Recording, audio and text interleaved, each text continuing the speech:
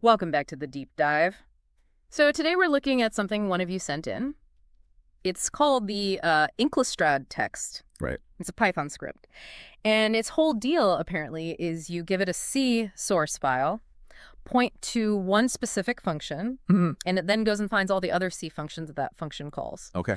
And then the grand finale, it takes the source code of that first function and all the ones it found and just jams them all together into one single new C file. One big file. Yeah. So, okay, let's try and unpack this. A script that collects functions. Why? Like, why is this a thing? Well, it's certainly a dot approach. You could maybe call it self-contained. Self-contained is one word for it, yeah. Or maybe like a code hoarder. Right. You, listener, you sent this in, so you clearly thought it was interesting. Well, it is interesting in a way. Oh, definitely. We're fascinated, mostly by the sheer audacity of it. So the big question is just hanging there. Why would you want to manage C code like this? Well, I suppose maybe for very specific situations. Perhaps, like creating a minimal example to reproduce a bug. Here's literally everything related to this function in one file approach to bug reporting. Or maybe sharing just a specific bit of functionality without, all the surrounding project files. Right, because who needs context? Okay, let's get into the nuts and bolts of this digital collector. It uses tree sitter, the library. Yeah, for parsing the C code. Into an abstract syntax tree. An AST, so like a really detailed map of the code structure. Exactly, it needs that structure. It even starts up a specific C parser for this whole operation, because just reading the file text would be too easy. Well, the AST gives you accuracy, right? Yeah. You're looking at an actual function call, not just the word somewhere else. Yeah, accuracy. Right. Important for our giant code, amalgamation. So then there's this function, parse code, and its big job is reading the C file and making this AST. Yeah. That's the first step. Couldn't you just, I don't know, Yeah. read the file? But no, we need the tree. But the tree is key for what comes next, like finding the actual function definitions and calls.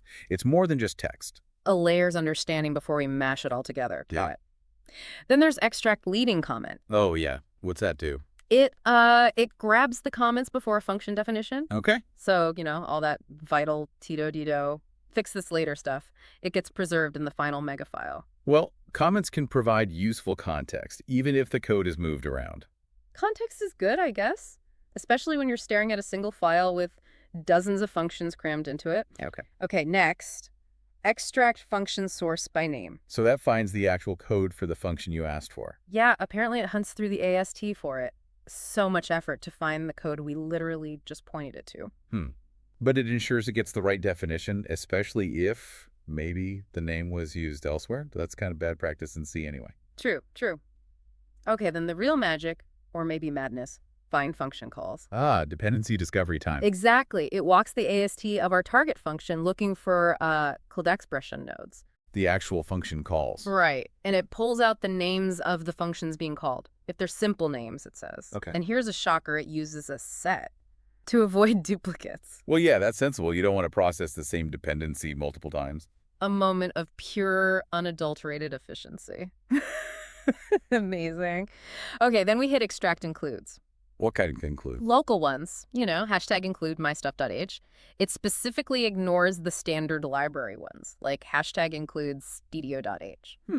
Okay, so it's focused on project-specific code, probably assuming standard libraries are just there. An assumption we hope pays off when you try and compile this beast. Next function, find source for header. Let me guess, it tries to find the .c file for a .h file. Bingo. It looks in the current directory and any include paths you give it, but here's the kicker. Yeah. It just assumes that every myheader.h has a matching myheader.c. Ooh, that's optimistic. That's a convention, sure, but definitely not always true. Not always true is putting it mildly sometimes. So yeah, potential for misdependencies there. Now hold on.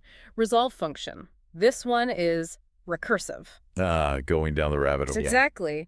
It tries to find the source for a function name by looking in all the C files, and then it dives into the included headers to look there too. So it follows the calls? It follows the calls by calling itself to find more calls. It's like code inception.